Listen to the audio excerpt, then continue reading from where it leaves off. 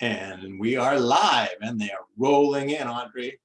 Yes, good morning. It is September 6th, 2022. Thank you for joining us today for Mortgage Pros 411. We have Kevin Casey and Dave Stevens with us today. I'm Audrey Boyce-Snow, and thank you so much for being here. Kevin, do you want to lead off the charge on what's going on around the country? Yeah, we got some interesting events for mortgage associations coming up. We have in Utah on the 9th, it's only a few days from now, if you can find your way over there. They have their annual mortgage expo at the Marriott in Center City, or City Center, no, City Creek, that's what it is. We went there last year, remember, Audrey? It was a good event. They had several hundred people there, several hundred vendors, good topics. Yeah, and lots of TVs. If there's one thing that we learned about Utah, they like their big screen little ones, TVs. big ones, everything in between. It was the most remarkable thing I've ever seen. They gave away like 13 TVs, big screen TVs. God, it was everyone's just walking out with a big screen TV. Yeah, it was unbelievable. Amazing. Also on the 9th, which is on Friday, I will, and I think Kevin might be joining me, be teaching NMLS live in the North Bay. So if you are looking to do your NMLS training, that is coming up on Friday. Oh, and then before that, September 7th, we have OC Sola has Dave Luna teaching online. And then on October 13th and 17th, I'll be doing NMLS online for OC Sola. And then September 15th, they have their top golf event in El Segundo, wherever that is, down south somewhere.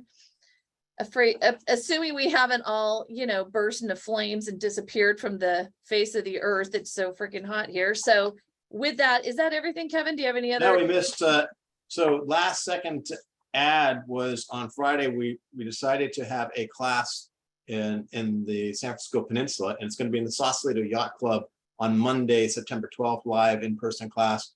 Amazing views from that venue. So, if the class gets boring, you just kind of steer your head around like, look at that view of the city. So how could NMLS training ever get boring? Okay, with that being said, let's get going. So we have David H. Stevens with us today. Very important to include the H, because did you know there's a loan officer in the middle of the country somewhere also named Dave Stevens? I'd like to be him. With, just like take a little coattail ride on, what you have done before him. And yeah, what do you think? So welcome, Dave. It's nice to have you here. Oh, we can't hear you. Oh, you're muted. Hello. Unmute you. There we go. Good to be so much. It's almost like you've never done a Zoom thing before. It's weird. I know, it's horrible. Thank you for joining us. Dave is the past president or CEO of the MBA, Mortgage Bankers Association. He also served as U.S. Assistant Secretary of Housing and FHA Commissioner at HUD, and so many other roles. I did not realize you had started, well, I don't know, started is the word, but you were at World for a long time. You were at Wells Fargo. You have served on both sides of this industry, both as a loan officer and on the mortgage banker side, and then big time into the legislative part of what impacts us every day. So, and I think if I remember right, you advised some high up person, like maybe a US president or something, somewhere along the line during some crisis of some sort. You don't have I can't. That's right. When that could have happened. Yeah, it's an interesting history how you can start selling NEGAM loans and end up being part of the president's team. So, wow. Well, I would say that all that experience actually is wonderful, not just for, the mortgage industry as a whole, but for us today, because you have such an interesting insight on both ends of, or all areas mortgage. We're looking forward to hearing what you have to say today on what is happening, what's coming up, etc. So let's get going. Let's talk about the market, Dave. Where would you like to start on this? Well, God, you guys, there's a ton of stuff we could be talking about. And let me just start with the basics. This is faded in the background is Diana Olick, from CNBC. Yeah, she's such a charmer.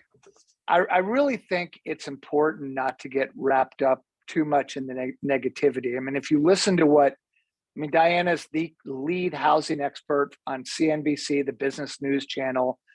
And if you had followed any of her headline recommendations, like home ownership doesn't build wealth, or it's better to rent than to buy in today's housing market, that she said in 2018, people would have lost a ton of money. And I think, let's just go through the reality of where we're at. In fact, maybe there's one.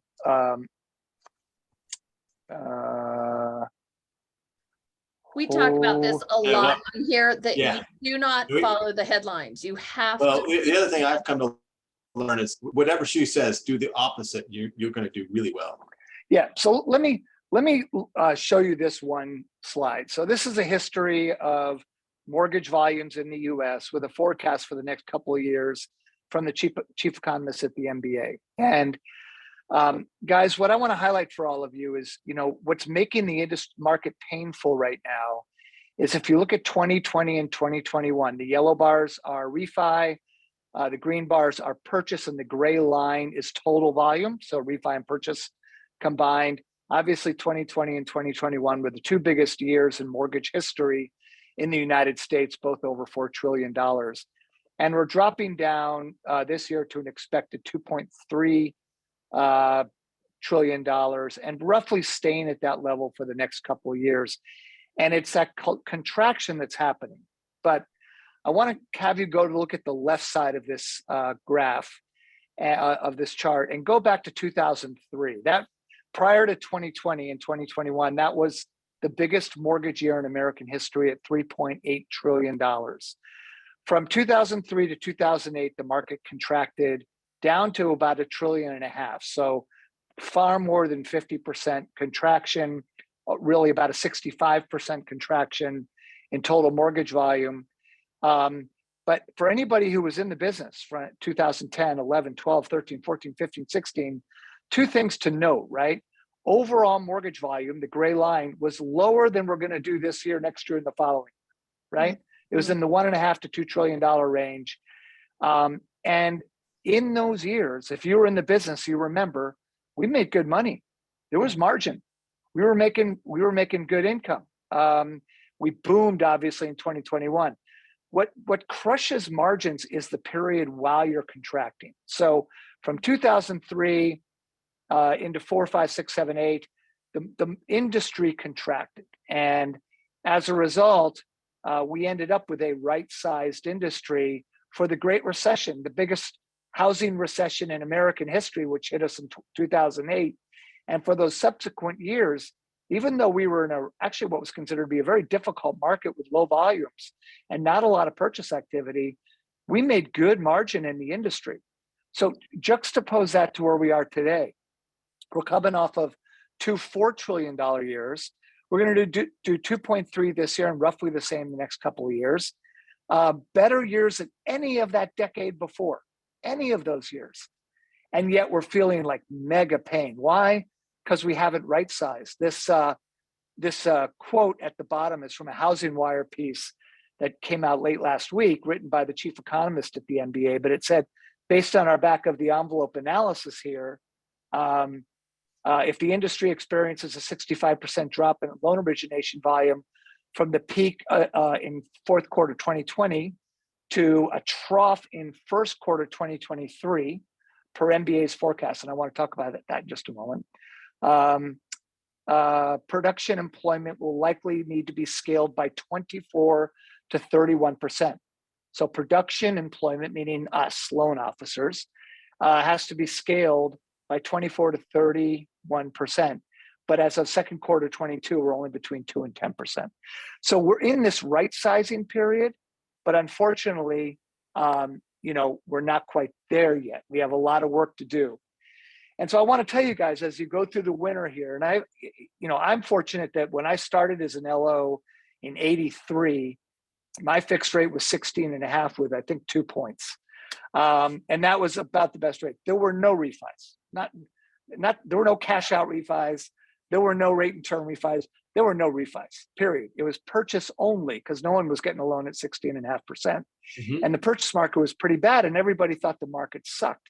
I didn't know better. I had been selling office equipment, making 30 cold calls every day. And I joined World Savings and just went out and started making cold calls on real estate agents, getting rejected left and right. But that didn't bother me, because having sold office equipment where you go out and make 30 cold calls every day and you have to turn in a post call report to your sales manager every afternoon, you got kicked out of 90% of the offices. You had people escort you out of office buildings because they didn't allow solicitors and things of that sort. Mortgages were nothing. Going and calling on realtors who weren't that sophisticated, no offense, in my view, and getting rejected here and there was nothing, because everybody else was too afraid to do that. No one had even learned selling skills in the mortgage industry. So I'm fortunate that I benefited by starting in a really tough market. Like, I think anybody who starts right now who didn't live through the last 2 years, they couldn't be starting at a better time, because we're going to have a great market in purchases for the next 10 years. I'll show you why in just a second. Mm-hmm. But what we're all doing is we're licking our wounds, because 6%, oh my God, it's a terrible rate, even though it's like near historic lows for interest rates, because we lost 3%, we lost refinances, and unfortunately, we're all about to head into the slow season, because as you guys all know, it can be pouring rain and ice cold in San Francisco, and or put a better way, you could be, it can be in the middle of winter. But if rates are dropped to 2 3/4, you're going to get a bunch of loan apps to do refis. Purchases don't work that way. Purchases are cyclical. Because we're in a purchase market, other than some cash out refis, you're going to see purchases slow through the winter. And if you looked at that article Frat and Tony wrote in Housing Wire last week, the one I just quoted from, he thinks we're going to have the low trough in Q1 of next year. So this is going to be a rough winter while the industry is going through that right sizing. But I can assure you, it will right size. It is doing it now. We're seeing lenders close doors left and right, or shut down wholesale channels, or whatever the heck they're doing. And we're all going to end up in a better place, because the retail focused, non-internet based, non-call center based loan officer is the survival business model. And that's what really all of you folks are on this Zoom call. So I just think, it's going to be a tough winter, but we've got to stop licking our wounds and go out and just start selling more aggressively, because, that's the core component. Let me show you one more. Okay. This is from Fred, the Federal Reserve site. I hope all of you go there a lot, because this is the Federal Reserve of St. Louis. It's called Fred. They are the data hounds for all of the Federal Reserve system. They have a ton of housing data.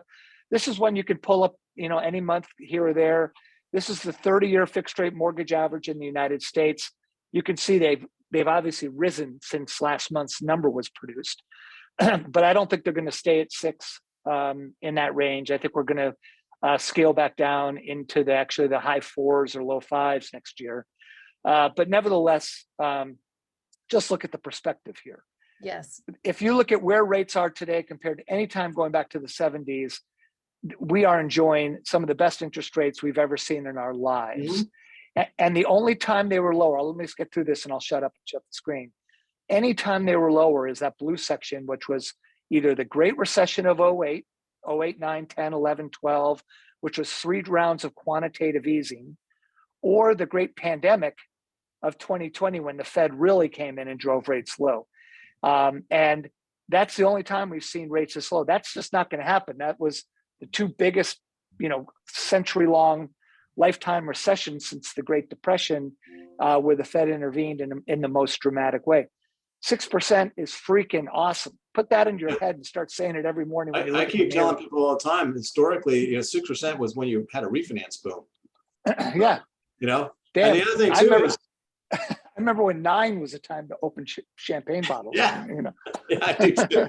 But the other thing too is, the Fed doesn't need to stimulate the economy with low rates anymore. The economy is doing fine without stimulating it with low rates. And all we're doing is taking out the stimulations. We're doing more than taking out the stimulations, Kevin. We're intentionally slowing the economy because it's too hot. Right. And housing's 30% of the economy. The Fed knows if it doesn't slow housing, it can't slow anything else. So there were a few things in what you were saying that are so important. First of all, I love that slide, and I wish I'd had it on Sunday when I met the young couple. So I was telling Dave earlier today, I was at an event on Sunday, and I overhear this couple talk about, oh, we went and saw this house, we saw this house, and we're really excited. And I turn around and invited myself into their conversation, shocker. And I literally said, I'm going to ask you some questions. You don't have to answer them, but I asked them how old they were. She was 29, he was 38. They had a little baby in a baby carrier with them, and they are looking. And so I asked them, I said, are you looking for the first time? Were you looking through the crazy? Or did you just start? They just started looking. They weren't looking before because there was too much competition. They get it that now there isn't. And they said, they made the comment, the rates are horrible, but we can refinance later. And again, so I said to them, I said, first of all, I just want to say you're really smart, because you always want to buy when other people are afraid to. And secondly, the rates are great, historically speaking. And as long as you're getting a loan that you can afford to pay, no matter whether you can refinance or not, you'll be in good shape. So they were very happy with that. And Dave, can we get a copy of the chart that we can send out to people? And I had read that the MBA's thing too, which is awesome. But if you could share that with us and we could share that with everyone, that'd be lovely. I won't share the MBA article. You can get it off of Housing Wire. Yeah. But what I'll do, Audrey, is I'm going to send you a PowerPoint deck that I was going to do today. This is an easier way to do it, but it has these slides and other ones in it. Beautiful. And so you can feel free to use whatever you want from that. Okay. Let me transition. I know I always love the yeah buts, and I know there's one here, and it's a good point. I mean, home prices and rates make up payment, but also keep in mind we have massive wage inflation. We are really not in any sort of bubble that you could possibly create in your own mind. And there's no economist in America who thinks we're a real economist who thinks we're in a housing bubble. Let me just share with you, these are two slides from two different economists done in two different presentations. And I just want to show you both. And Audrey and I were talking about this a little while ago. This is demographically speaking, this is the total population of the United States from age 0 to 100, okay? As of the June 2020 census. This one over here is the 2022 census. I'll show you that in a moment. It's a 2022 census estimate, but this is the 2020 census. This is a presentation from a think tank in Washington called the Public Policy Institute. But as you can see, the source at the bottom is the Census Bureau Population Division. And this is their slide. I didn't touch this thing. All they did is they highlighted all the yellow bars here. And if you look at the first call out on the right of the yellow bars, it says median age for first-time home buyer is age 34, all right? So that's a bullet point that every economist knows. The Federal Reserve actually publishes that number. It's the median age for first-time home buyers in the United States right now is age 34. NAR knows it, NAHB, the home builders know it, the MBA knows it, politicians know it, policymakers know it. It's an important year. That's the year that the majority of Americans, or it's a median year age for home buyers to buy a home.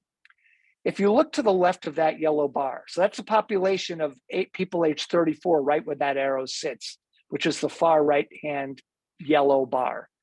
To the left are all the ages coming at us, age 33, 32, 31, 30, 29, 28, 27, 26, 25. Every one of those cohorts, those age cohorts, is bigger than the one we're in. Mm-hmm. In other words, the demographics rolling your way from the biggest generation in history. Look out to the right to the taller blue bars in the early 60s and 50s. This generation is bigger than the baby boom generation, biggest generation in history. And for every progressive year for the next decade, you're going to have more people than this year reaching their peak first-time home buyer year. So this is why you can't get in you can't argue your way out of why there's going to be continued purchase growth and why everybody's forecast for purchase activity over the next several years is stable or increasing. People ask, what happened in 2008 then? What was going on? Well, 2008, we're in 2022. That was 14 years ago. So if you take the 34-year-old of today, that would put him at 48 years old. Go out to the blue bars near 45, 47. See those cohorts? That was Gen X. We actually had a huge lack of demand because we didn't have enough people in the population who were in the right years to go buy homes. In fact, Gen X was a smaller generation sandwiched between baby boomers and millennials. And millennials 14 years ago were in college and high school. They were living at home. In fact, this chart shows from Public Policy Institute, the median age for moving out is age 26. Moving out, economically speaking, means you're no longer a tax deduction for your parents. You're not living with them, you're not in college, or they're not paying your rent. So the median age for moving out is age 26. And that's where millennials were when the Great Recession hit of 2008. And we had no demand. We had a lack of demand. We were losing 600,000 households per month under the household formation data during those years. We were losing household formation, not even increasing.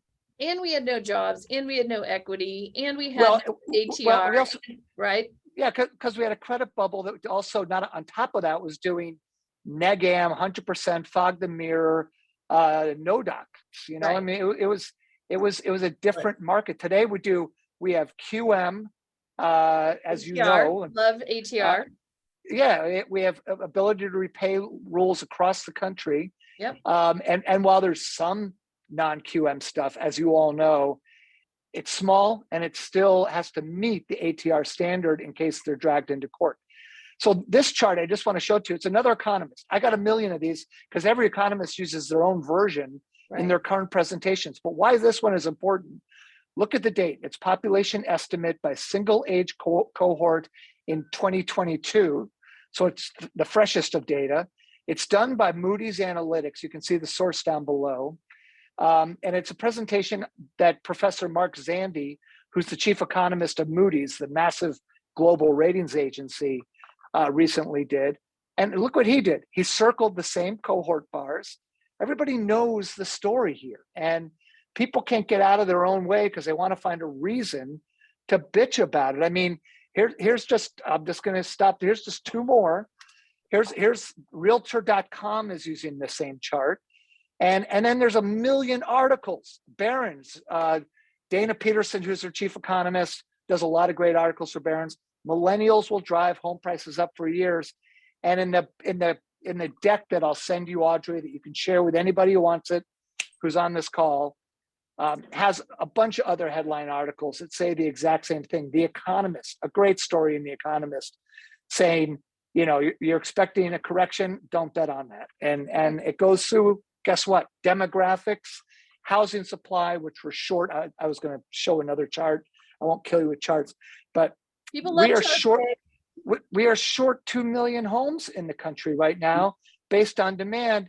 And make no mistake about it, guys, if people think renting's a better choice, you know, they gotta take some meds because it isn't. And I'm going to show you a series here, but let me just start with this simple one. This is from the Survey of Consumer Finances from the Federal Reserve.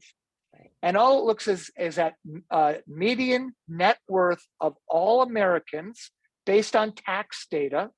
All right, it's published by the Federal Reserve's Consumer Finance Division. The bluish gray line is those that own homes, homeowners, and the green line along the bottom are renters. There's no wealth creation if you're a renter. And this line, the reason why I like this chart is look between 2007 and 2010. Yes, net worth dropped, but it was still massively higher than if you were a renter. There's another way of looking at it, and I'm just going to give you one other view. this is from the Survey of Consumer Finances again. It just takes it by income category. And it's a little detailed because the orange is housing wealth. The green is rent wealth. That's the green, it's the right side of the bars on each income category. And then the blue is other owner non-housing wealth. So in other words, the richer you get from a salary standpoint, the more likely you are to be in 401ks or invested in the stock market or whatever else. That's why you see for over 192,000, which obviously means that can take you up to millions of dollars of income a year, whatever it is over 192, you've got a lot of money in the stock market. But the single biggest wealth creator, period, is owning a home. And renters, even rich people who rent, don't have the wealth of owners because all they have is a stock market and they're paying somebody else's mortgage. So, my view of all of this is, look, it's going to be a tough winter. Rates are at 6, get over it, stop whining, get to work, go get rejected, but don't go out selling rates. I mean, don't go out there leading with, I got a great 2-1 buy down, or I can do this non-QM bank statement loan, or I got a great 7 or 10 if it's a jumbo bar, or whatever it is that you're pitching right now to give yourself some differentiation in the market. You can't differentiate yourself. Everybody's got the same stuff. Mm-hmm.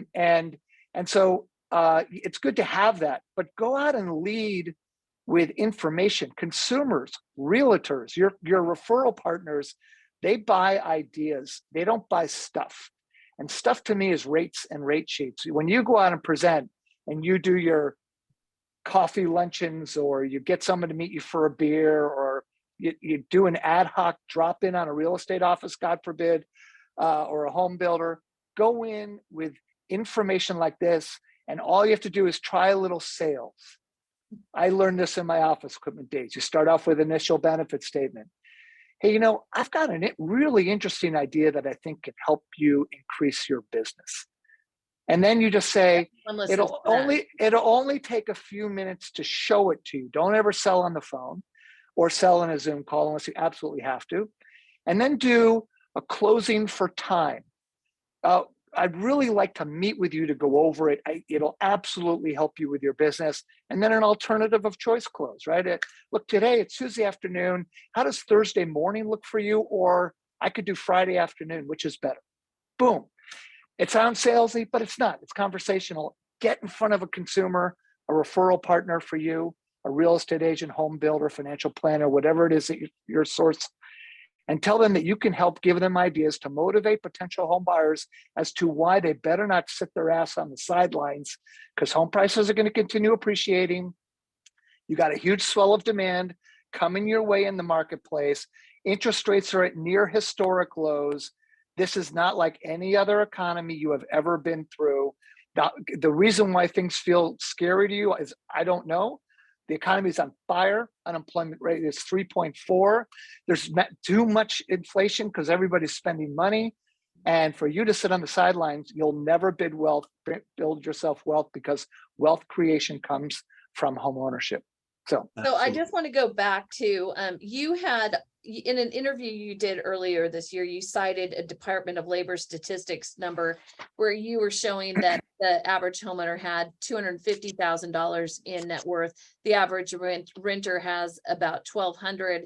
And actually, it was a conversation in my family this weekend where they were saying that 57% of Americans can't afford a $500 crisis in their life without having a big problem. So again, to your point, homeownership is the key. Also, to your point, we have been talking about this literally since we ever started doing this in lockdown in March of 2020. You have to get up in the morning, take a shower, put on some clothes that don't stretch, and get out of your house. So I think that we have an entire group of people who think that the loan business is conducted from their desks in their house. They never have to leave. You never have to go talk to a person. And that is not reality. You are no better than some call center at some crappy, place that's national, if that's all you're doing. So to your point, Dave, it's so important. We cannot overemphasize it. Get out and do something. You have to get out of your house. You cannot just sit around processing loans. So yeah, I mean, look, information is everywhere. It's just about your ability to mine. Yep. Everything I'm showing you is free and available on the internet. This is something called the State of the Nation's Housing. You see it referenced at the bottom. 2022 was published in June. This is from the Harvard Joint Center for Housing Studies. So you see source, JCHS. That's the Joint Center for Housing Studies. It's part of the Kennedy School at Harvard University in Massachusetts. And they put out a research report every summer. They're a huge policy think tank. What they look at here is their headline is, even if they own homes, Black and Hispanic households have significantly less wealth than white homeowners. I get that. White non-Hispanics are wealthier. Latinos and African Americans are less wealthy. That's a generational challenge. But one of the biggest hurdles here, and this is why Harvard's looking at this so closely, is that getting on the rung of housing is how you build intergenerational wealth. This is why Bank of America came out with that census tract program that they just announced with no down payment requirement.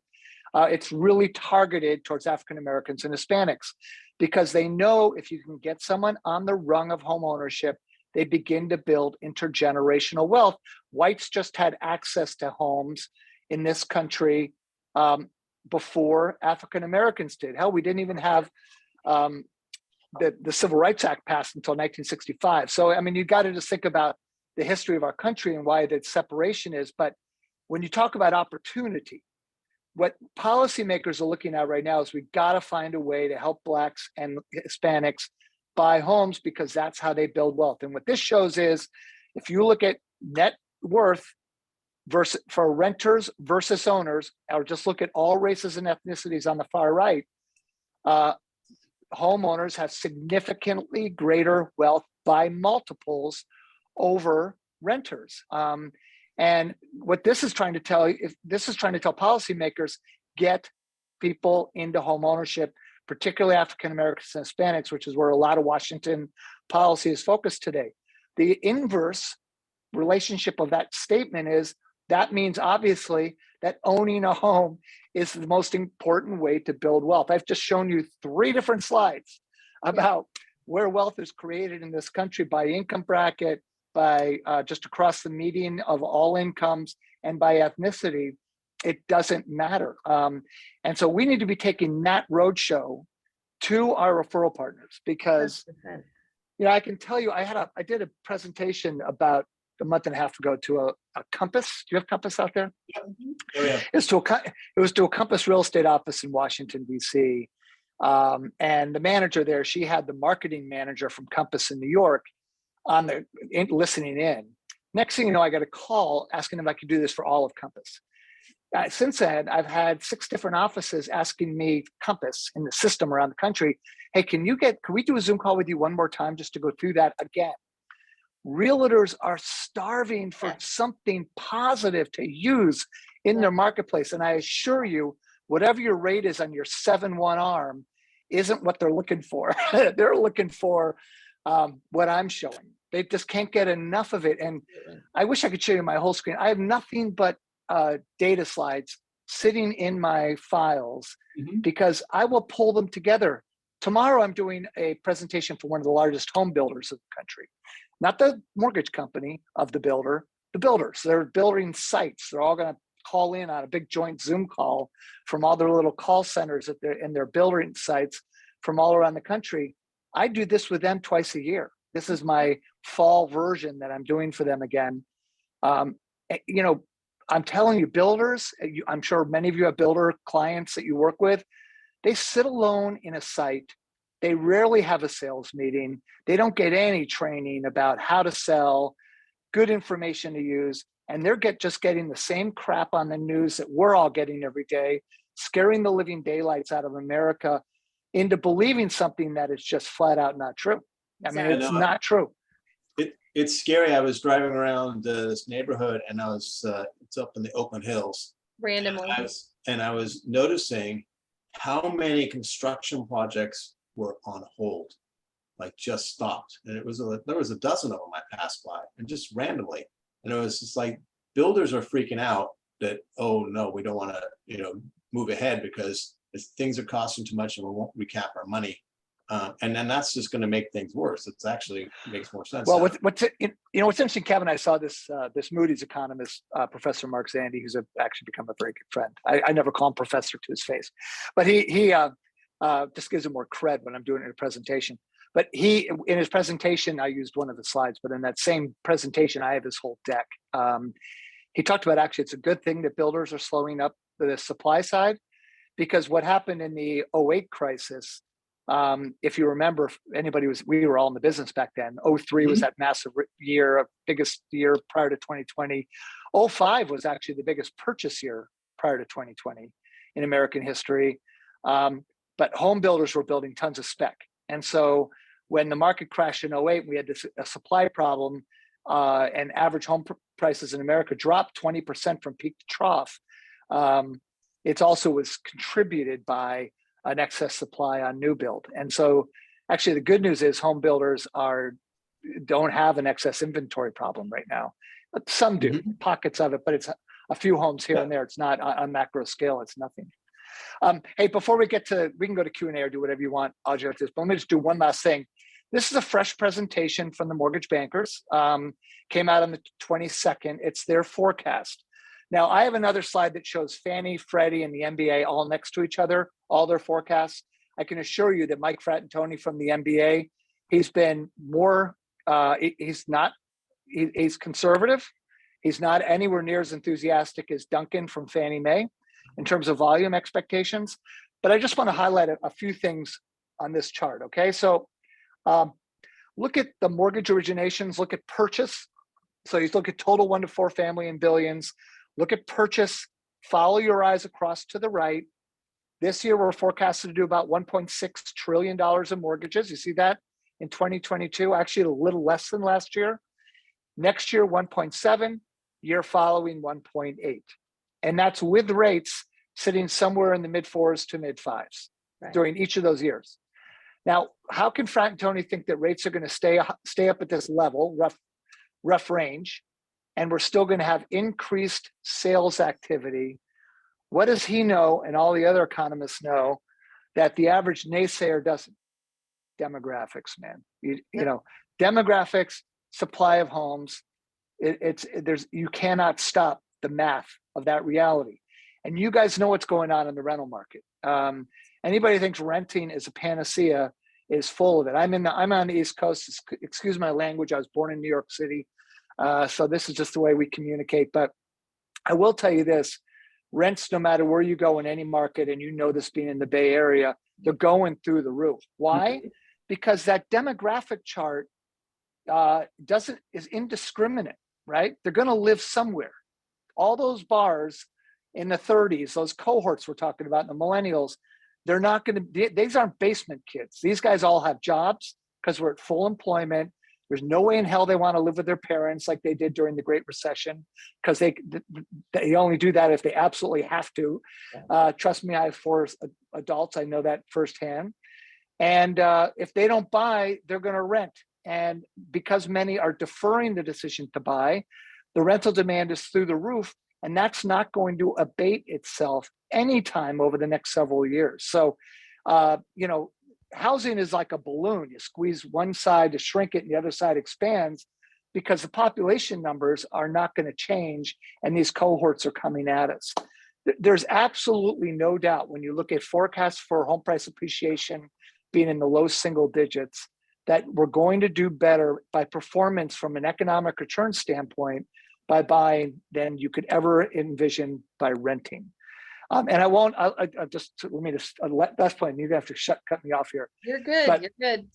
But don't forget the fundamentals about the investment of real estate, right? I mean, I'll give you a simple one, a $400,000 home, which you cannot buy in the Bay Area, but maybe up in Northern Cal or Oregon. You get a condo, a little tiny place, or East Bay. My sister lives out in Ahwahnee near Corscold, near Yosemite.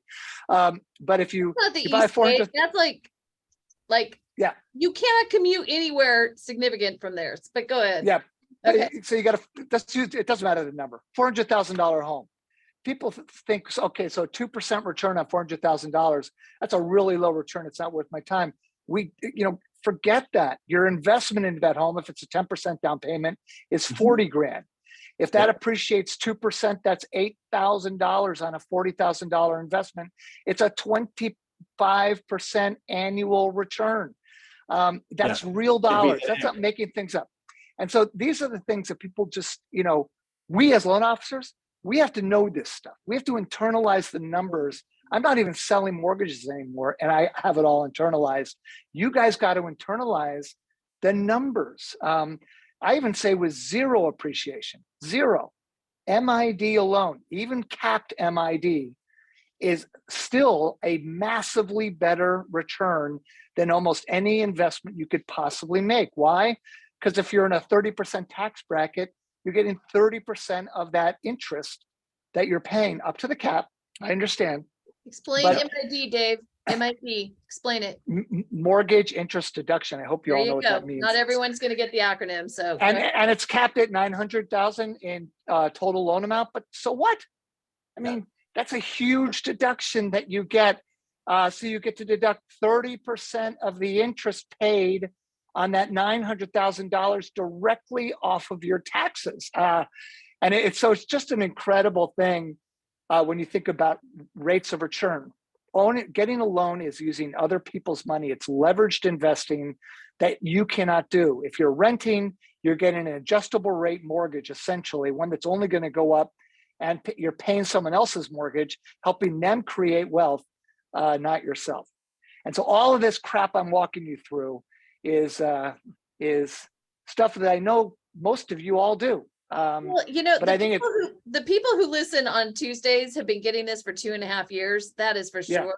It is lovely. I didn't know I was going to nickname you Mary Sunshine after this. That is a bit of a surprise. So thank you for that. It is, it's interesting because again, we just came off of a drunken holiday of 2 years where loans fell from the sky and everything was beautiful and bliss, other than the fact that, it took 16 months to get a loan done or whatever.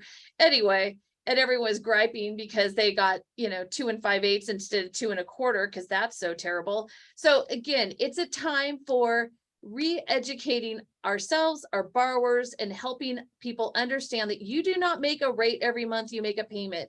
Can people afford their payment? That really needs to be the focus. And I mentioned it to the CFPB last week. I am going to keep saying it because they drive, the regulatory agencies are like, oh, shop, it's rate. I'm like, no, it's payment. And when you're talking about affordability, which now we're being told is 30% of your, monthly income should be housing debt, which is absurd in a lot of cases. Payments. Can you afford your house? Can you afford to live there? That's it. That's what we need to focus on, and get out of your house and go be a real loan originator and advisor. That's it. And there's still some great programs out there. I mean, I was helping a client last week, just using an FHA. They were trying to buy a 2-unit place, using the rent to help them qualify. And I was amazed, for the little amount of money that they made per year, they were able to afford something. Okay, so I have a question about the, so as far as the consolidation goes, so we are all hearing, about wholesalers and brokers and longtime people who've been in the industry for, getting out of the mortgage industry. There is Suburban in, where is that, Texas or something? Places that have been around forever, maybe Arizona, I could be wrong. Isn't Texas and Arizona are the same thing, right? No? Anyway, so we've got all these layoffs going on, and it's really hard for people to hear that and go, oh my God, am I going to be safe? So again, the best advice is make yourself an asset, right? Don't just sit in your house and think that the phone's just going to ring and that it's going to fall out of the sky anymore. That's unrealistic, and it's not what we are made of. Yeah, and Audrey, look, there are companies that are going to spiral out of this market because they're not, their structure of their business model is not survivable. Better.com was a classic case of that. But honestly, I think Loan Depot is in a spiral right now, and I'm not sure where they'll end up here. Traditional retail loan originators that do it I hate this. I never want to say the old fashioned way because we don't do it that way. We use a combination Yep. of our personalities and relationship building skills with technology. Yes. But in the end of the day, it is a bit of those that can go out and work and build relationships with realtors are the business model that will survive. And we're going to see lots of contraction. We're seeing wholesalers shut their platforms down because it's a bloodbath on the price war, right? I mean, UWM let it off, and then a couple of others pledged to match, and no others just don't have the stomach to deal with that bloodbath. And so we'll just have to see how that washes out. But if you're a retail originator and you're good at what you do, and you're not living at home or trying to make a living on the internet, Audrey, which is the point you were making, and you get out and make calls and you use your telephone, and try some of the techniques we just talked about here, you're going to succeed ahead of others, and you're going to be very desirable in the marketplace. Well, and don't we all just want to be desirable? Just a quick note from our little friends at the CFPB, which, by the way, I just loved last week so much. It was so interesting talking to them and having them. I mean, I'm sure you remember better than we do back when they first rolled out. If you even got them to show up to an event, they would not talk to you. You couldn't have your cell phones even in the room. It was completely closed.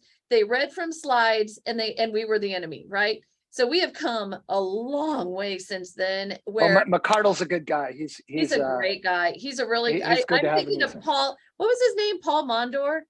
Oh, he did not like. Mondor. Look, Mondor was from the Federal Reserve long before the CFPB, and Mondor's always had that personality.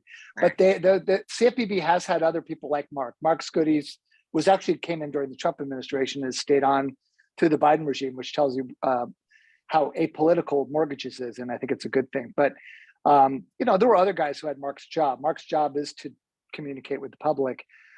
Mondor was the same person at the Bureau as he was at the Fed, so I would just leave it at that. Yeah. Real fun at parties, I'm guessing. Yes, exactly. So the CFPB issued a statement last week, and this is what it says. So just make sure that you are paying attention, because this is right there with the IRS and Social Security, who are also not going to call you. And so this week we confirmed that scammers are using the CFPB's employee names and imagery to try and steal your money. We've heard from people, specifically older adults, who are defrauded thousands of dollars from scammers pretending to be with the CFPB. Now, like, what random person gets a notice saying, hey, the CFPB wants your money, and you're not even in the mortgages industry and you give it to them? But that's a whole nother conversation. But just as a reminder, and again, these are things that you can use if you wanted to do a quick little 37 public service announcement on Facebook, where you do a video and say, hey, just a reminder, and throw the IRS and Social Security in there and remind people, don't fall for this crap, right? So the CFPB does not want your money this way. They just want your money when they come to do an exam and discover that you're doing all sorts of other shit. Oh, excuse me. God, I'm usually so good about this. I apologize. Anyway, so can we speak for just a quick moment about me and Jerome Powell, who we have relationship issues that are definitely going to need therapy at some point, because this boy cannot shut his mouth. He keeps coming out and saying like in June, when he's like, just take a pause, I'm buying a house. At what point did the Fed decide that they're going to tell people when they should or shouldn't buy a house? Now they've gone from the economy's fine, inflation's fine, don't worry, to there's no soft landing anymore. It's pain, pain, pain. Like literally, they just like beat the word pain to death.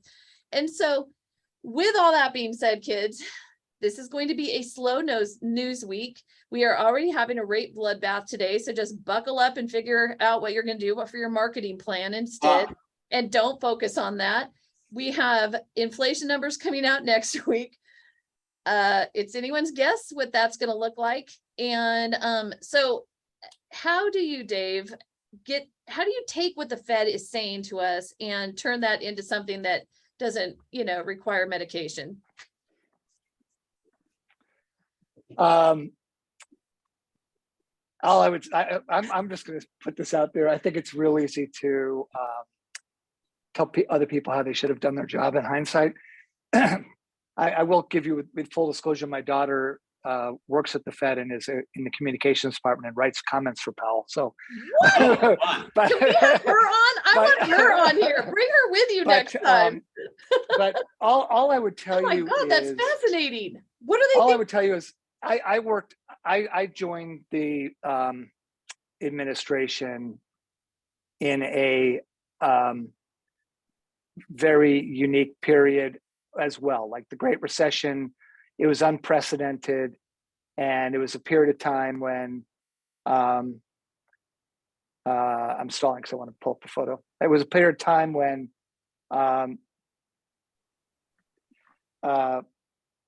we didn't know what we were doing. We were inventing things out of thin air. This is a When are you? this is a meeting in the Roosevelt Room. It's the president's conference room in the White House, right across from the Oval. You can see Obama with his back to us in the middle chair. I'm on the corner over there with the blue tie, and I still have some black hair left. Oh, Obviously reaching for some important point, but I will tell you, when you get to the point where you're in an unprecedented economic environment and you have to invent things that have never been invented before, things called HAMP and HARP and all sorts of modification programs and waterfalls. If you're a mortgage servicer, you know what I mean by that. It was some stuff worked, some stuff didn't, and you figure things out, and you maybe overcorrect in some areas, and others maybe don't do enough. The pandemic event was one that I think must have been pretty mind-numbing. It certainly caught the Trump administration off guard, and ended up making some statements which I'm sure they wish they could pull back from. And likewise, the Biden administration then came in. Obviously, Powell bridged both of those administrations and came in with the most incredible amount of quantitative easing in March of 2020, which you all recall. That's when all the hedge pipelines blew up and margin calls were occurring and everything else that was going on that was freaking out all of your bosses or perhaps the correspondent lenders you sold to. yep. And it was a really challenging time because the Fed came in overly strong. Obviously, the expectation was that when you shut down the U.S. economy, nobody goes to work. President Trump called for a national shutdown on March 21. It was the day of the national shutdown. And then obviously that carried forward. How do you anticipate what that's going to mean to the economy? People can't make rent payments. Okay, forbearance. You no longer can foreclose. And you can't kick people out of their rental properties. And we had the forbearance program and then the rental immunity. How do you anticipate how bad that's going to be? Right. Fed definitely overreacted. Congress did too, in a bipartisan way, with virtually almost no votes, like a handful, 12, I think. Yeah. They passed two pieces of mega legislation that gave all these checks, and the PPP program, which was abused by mortgage company owners that I know firsthand, members of Congress. I mean, all sorts of people abuse the PPP program. And so, but you don't know, and anybody who's studied economics in college, you all remember micro and macro, which were probably the two most important classes I took. In a recession, when you have a credit contraction, what you have to do to keep the gears of the economy moving again is you just throw money out there. You throw money everywhere.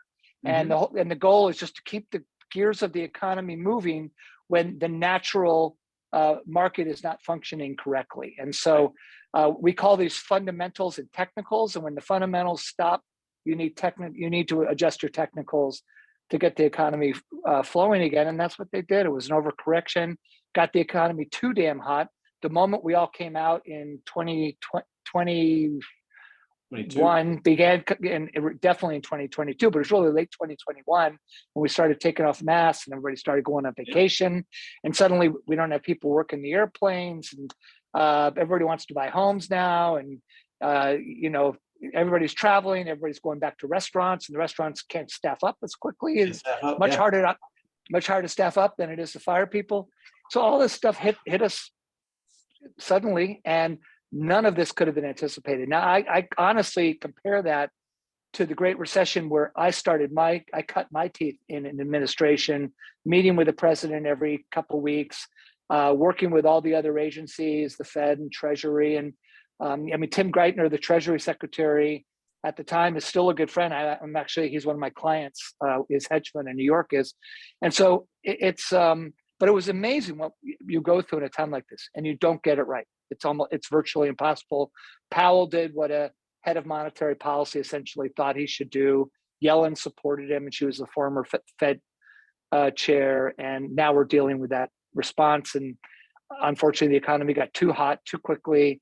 We're still not fully recovered from that. We're going to start seeing that, and you'll see it in the inflation numbers that come out. It'll still be high, but it'll be less. Yep. And so what you got to remember is we got to get back to closer to 2%.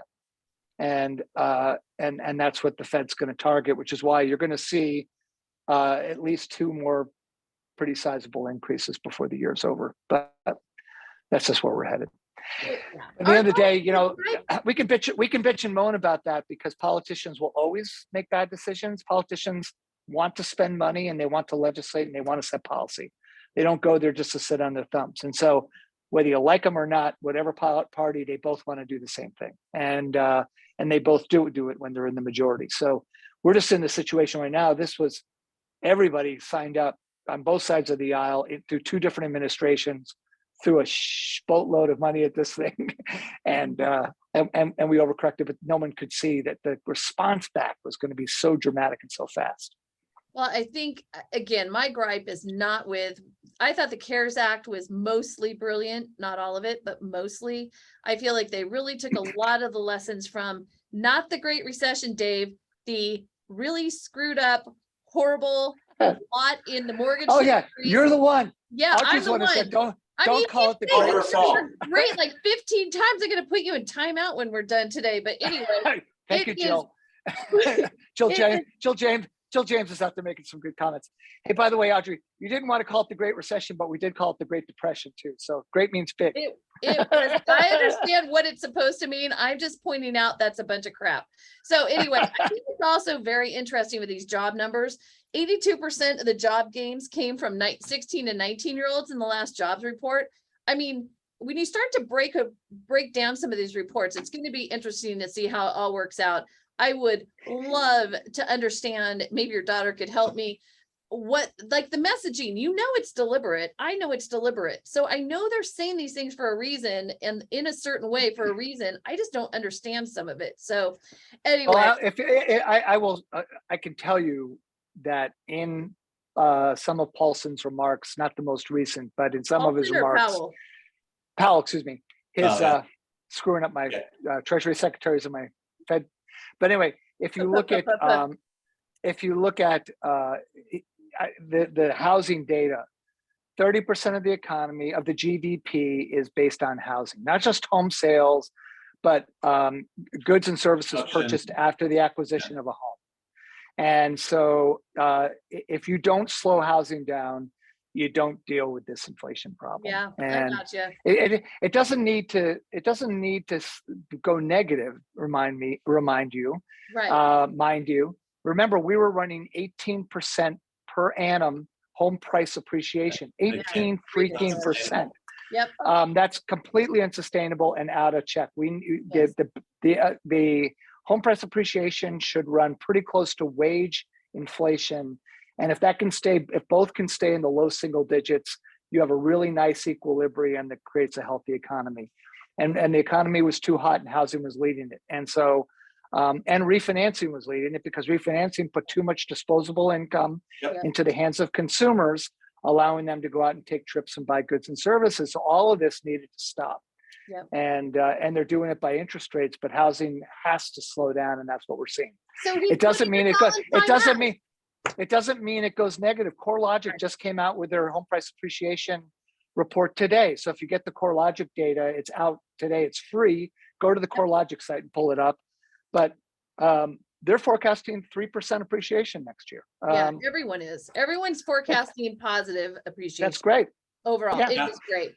All right, kids, I cannot believe how fast these hours go sometimes more faster than others, Dave. And this was no exception to that. You are absolutely wonderful. Thank you so much. And I appreciate that you come on here, you give us facts, data, history, but also like a reason to get off our butts and go do our jobs. So with that, we will look forward to seeing you again soon now that you're going to remember who the hell I am. And next week we have Barry Habib joining us. Don't worry. I'll remember Kevin. Yeah, I know. I know. I'm the most memorable one. Yes. Okay. His job is to Just kidding, Audrey. No, his job is to look pretty and control me, apparently. So that's what we've been told. So anyway, Barry Habib next week. We'll see you then, guys. In between, go do something to increase your market share and be positive and don't look at the rates in the bond market today. All right. With that, mwah, have a great week. Thank you, Dave. Take care, everybody. Thank you, Dave. See ya. Bye.